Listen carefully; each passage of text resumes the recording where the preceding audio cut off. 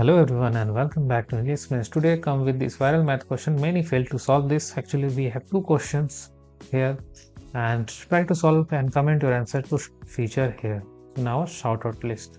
Coming to the question number 1, if you think like 6 minus 6 which equals to 0 times 6 minus 6 which equals to 0 and 0 into 0 which equals to 0, then you are wrong.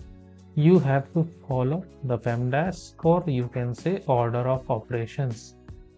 So for this, we will write again our question 6 minus 6 into 6 minus 6.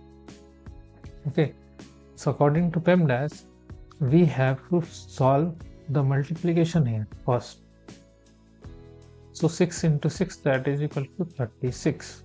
So we will write again our question 6 minus this 36 minus 6.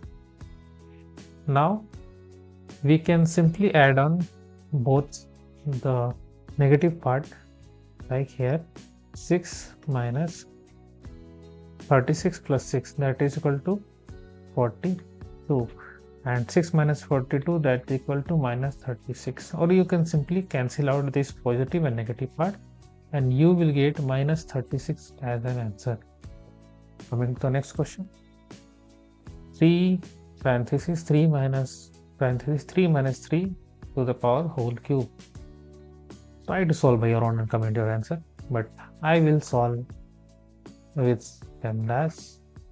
Okay, so what we have to do first, we have to operate this parenthesis part, 3 minus 3 which equals to 0. So we will write again